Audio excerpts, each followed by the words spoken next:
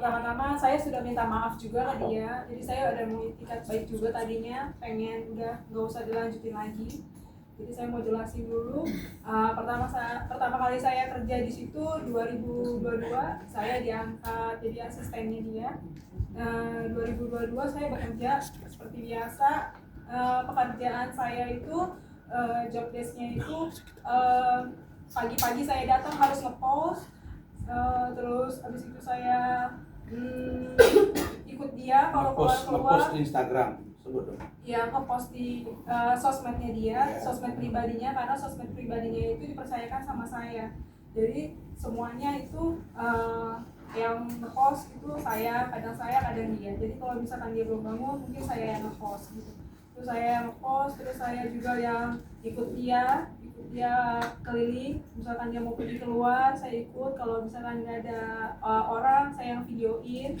Terus saya yang bantu-bantu buat fotonya juga. Terus saya juga di sana saya juga megang petty cash juga. Terus saya juga di sana bekerja juga. Kadang-kadang kalau misalkan host live-nya lagi nggak ada, kadang-kadang saya ikut nongol. Ada juga nanti. Terus saya juga di sana kadang-kadang bantuin untuk ngitung-ngitung stok piyama. Terus aku juga di sana ikut dia. Ya pokoknya job desk aku seperti itu Pak, kurang lebihnya. Terus aku juga di situ ada 3 tahun ini. Memang saya sudah mengakui kesalahan saya karena transfer itu ke rekening saya. Itu juga ada beberapa transaksi, 5 transaksi memang. Dan saya sudah mau minta itikat baik dengan papa saya datang ke sana. Waktu itu saya resign-nya pertanggal 21 Maret. Jadi 21 Maret itu saya resign, mungkin saya terbawa emosi waktu itu. Kenapa emosi? Mungkin karena diomelin, tapi mungkin katanya kalau diomelin itu wajar. Karena kan kalau nggak salah pasti harus diomelin kayak gitu. Cuma ada beberapa yang membuat kepala dan pikiran saya mungkin pusing waktu itu.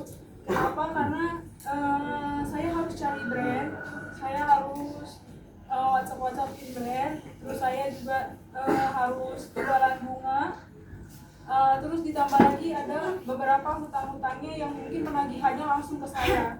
Jadi saya sempat berantem sama beberapa konveksi waktu itu untuk belain dia Pak. Jadi itu saya mungkin pusing di situ. Tapi memang perusahaan katanya semua perusahaan pasti ada hutangnya. Ya oke, saya terima, mungkin itu pekerjaan saya, job desk saya. Cuma mungkin waktu itu saya pusing banget untuk mikirin kayak gitu hal-hal yang kayak gitu, yang penagihan hutang ke saya, yang mungkin pekerjaan saya ya saya terima oke. Dari situ saya mengajukan resign melalui lisan. Mengajukan resign, memang saya tidak datang ke sana, mungkin karena saya tidak waktu itu masih terbawa emosi, saya nggak datang ke sana. Terus tiba-tiba malam-malam timnya ada WhatsApp saya, minta listin dong apa aja yang kan kamu belum serah terima, apa aja yang harus kamu serah terima ke anak-anak di sini. Itu saya listin hutang piutang, terus brand yang lagi berjalan dan brand yang belum berjalan. Saya rinciin semuanya di WhatsApp. Mungkin itu terlewat, tapi nggak apa-apa. Malam-malam saya tulis itu dia. Itulah bentuk serah terima saya. Mungkin memang itu tidak baik dicontoh mungkin karena harus datang langsung. Saya mengakui kesalahan saya karena memang itu saya salah tidak datang langsung. Tapi saya sudah minta maaf ke beliau juga. Habis itu saya nggak datang sampai 1 minggu, katanya ada pengancaman. Ya memang saya waktu itu bukan mengancam, tapi saya nanya Mas iya kalau misalkan orang-orang nanya kenapa resign karena nggak digaji gitu.